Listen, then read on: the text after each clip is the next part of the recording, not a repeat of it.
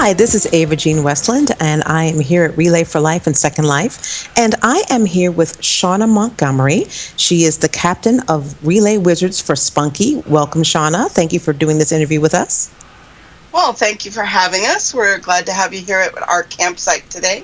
And it is a lovely one. Thank you. I would like to ask you about it because one of the things that makes Second Life, Relay for Life and Second Life so interesting are the builds. So can you first tell me a little bit about this build, what the basis of it is for, what the inspiration was? When we first met to discuss our campsite for the year, Dr. Fran Babcock said, I have this great idea. You have to hear all about it. And her idea was that our teammate, Spunky Young, who is a cancer survivor herself, she would be the representation of our build. She would have a dream and fall asleep, find herself in the library, which is behind us, and she would explore the library and discover a world in which cancer no longer existed. That's amazing, because that is the dream. And so can you tell us a little bit? I'm seeing some books flying, so I have to ask about that first. Tell us about the books. Well, the name Relay Wizards, we always include a magical aspect to our builds. This year, if you look farther towards our right, you'll see a golden tree and a unicorn mare in full. Yes. Inside the campsite. There are some dragons and some other fantasy figures. And so we just kind of thought library magic flying books. And that was an idea from Thick Brick Sleaford. And he also scripted the memory game, which is on your left. And the memory game is what? Well, if you look to your left, I don't know how stationary we are, there's a memory game. It's like matching cards, you know. Oh. You click on a tile, and then it pops up, and then you have to find the match to it. And if you match it, then it has some things that it does. And you get points, and it displays who won, you know, who has the high marks. And there's some prizes in there. There's a big Relay Wizard bear near there, and that's one of the prizes.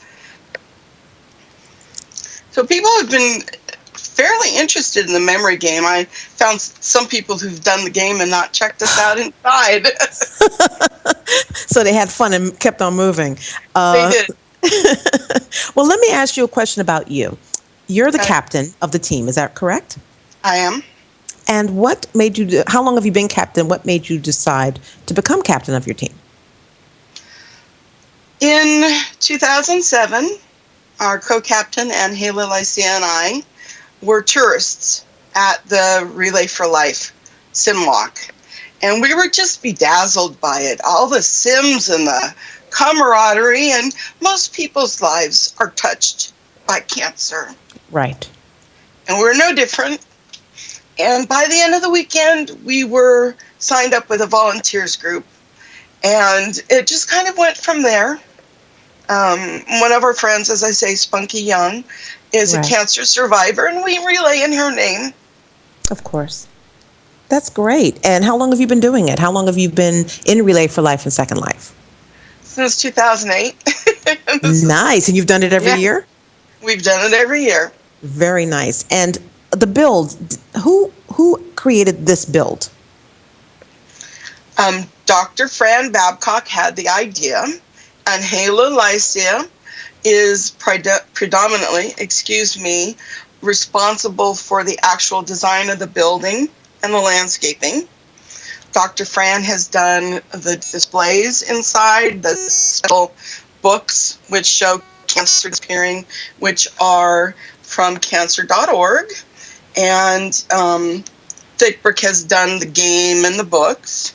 And then we have the Wizards Garden Globes behind us, which took a team effort. You know, one of us had the idea. Some of us, we turned in pictures. They were processed with something someone else made. And yet another person or group of people processed the names. So that involved and Hala and myself, and then Dr. Fran, who actually designed the globes, and teammates Blue Mayanamotu and Natalie Lohr, and again, Thick Brick was involved in that.